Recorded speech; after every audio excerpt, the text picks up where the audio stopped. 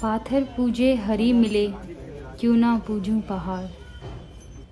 Hello and welcome back my new video. तो friends, आज के इस वीडियो में मैं आप लोग के साथ शेयर करने वाली हूँ दिल्ली से घोड़ाखाल जो मंदिर है उसका सफ़र आप कैसे तय करेंगे और वहाँ से रिलेटेड बहुत सारी इन्फॉर्मेशंस आपको इस वीडियो में देखने को मिलेंगी। तो हमारा जो ये सफ़र था ये शुरू हुआ हमारा दिल्ली से। हम गए दिल्ली से घोड़ाखाल मंदिर by car and by road. तो ये जो सफ़र शुरू हुआ था ये हमने दिल्ली से स्टार्ट करा था। हम निकले थे रात को 1 बजे दिल्ली से हल्द्वानी के लिए, क्योंकि जो घोड़ाखाल मंदिर है वो है आपका भवाली में स्थित और भवाली पहुंचने के लिए हमें पहले हल्द्वानी पहुंचना था। और दिल्ली से जो हल्द्वानी है वो है 290 किलोमीटर्स और उसके आगे पड़ता है भवाली, जहाँ पर है घोड़ाखाल मंदिर। हल्द्वानी से भवाली की जो दूरी है वो है 38 किलोमीटर पे।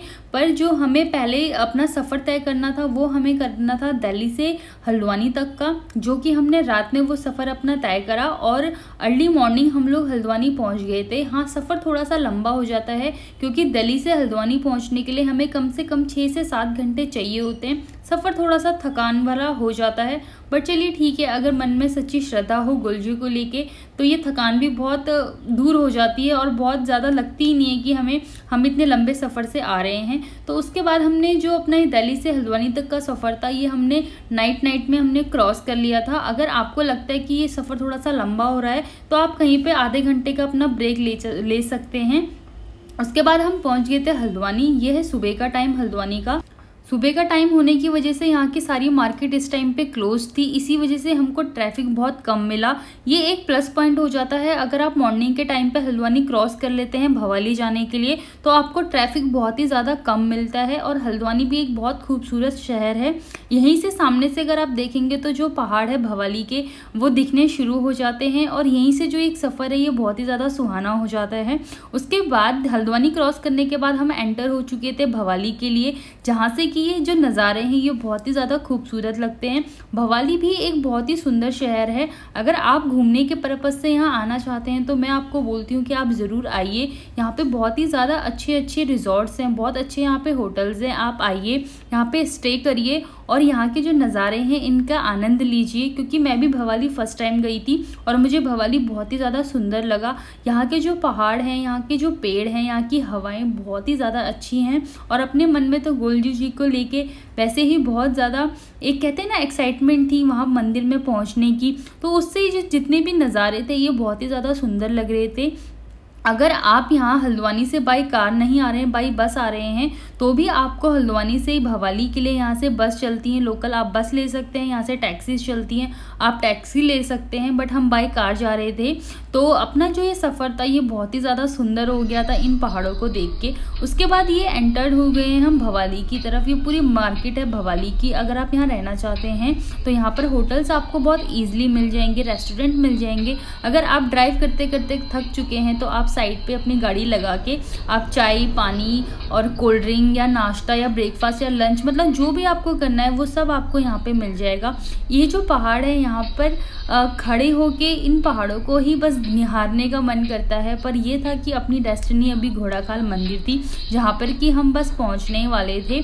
ये घोड़ाखाल जो मंदिर है उससे पहले की जो ये मार्केट है आपके भवाली की, ये सारी वो मार्केट है। हम पहुंच चुके हैं मंदिर। यहाँ से मंदिर स्टार्ट होता है और कहा जाता है कि घोड़ाखाल की पहाड़ियों में समाया, घंटियों से सजा, पहाड़ी श्रद्धा की धरोहर है गोलजू जी का ये मंदिर। कहते हैं कत्यु वंश के राजा झालराई 7 रानियों से निसंतान रहे। बड़ी श्रद्धा से 8वीं रानी को पुत्र हुआ, परंतु द्वेष में आकर बाकी रानियों ने राजा के पुत्र को नदी में बहा दिया और वो जो पुत्र था वो मिला मछुआरों को, जिन्होंने उसका लालन पोषण बहुत ही प्यार से करा और इसी वजह से उसका नाम गौरिया रखा गया। गौरिया का शौर्य कुछ अलग ही था, जिसकी चर्चा दूर दूर तक होने लगी। सत्य कितने दिन तक छुप पाया है।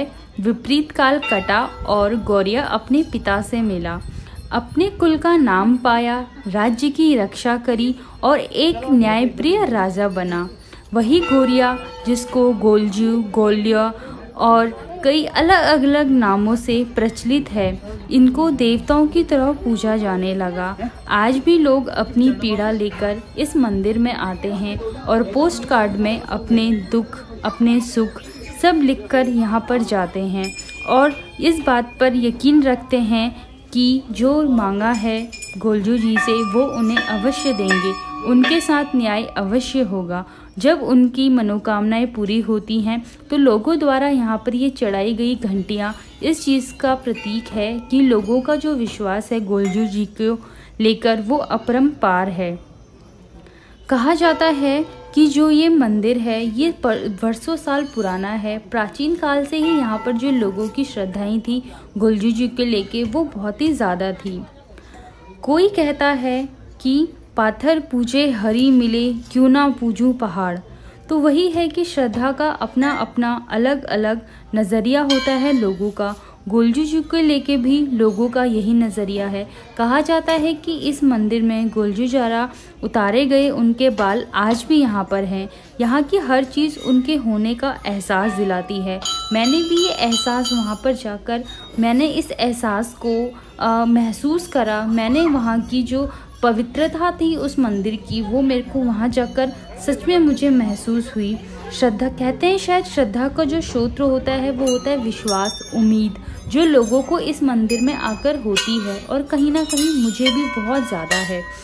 जो विश्वास है वो हम लोग किस चीज़ में लेते हैं, दुआओं में। और दुआएं कहाँ से आती हैं और कहाँ को जाती हैं ये हम लोगों को नहीं पता, पर हाँ फिर भी लोग आते हैं, दुआएं मांगते हैं अपने लिए, अपनों के लिए सर झुकाते हैं और साथ में लेके जाते हैं एक उम्मीद, जो कि एक विश्वास, एक प्रतीक है गोलजू जी के लेके।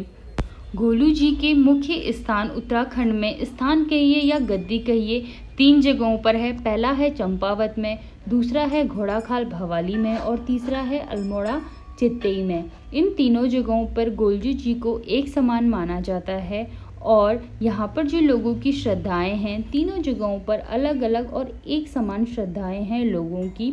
अगर आप उत्तराखंड से बाहर के किसी भी राज्य से यहाँ पर आते हैं तो यहाँ पर मंदिर परिसर द्वारा बहुत ही अच्छी सुविधाएं श्रद्धालुओं के लिए बनाई गई हैं। अगर आप यहाँ आते हैं तो आप यहाँ के प्रशासन के लोगों से मिलिए।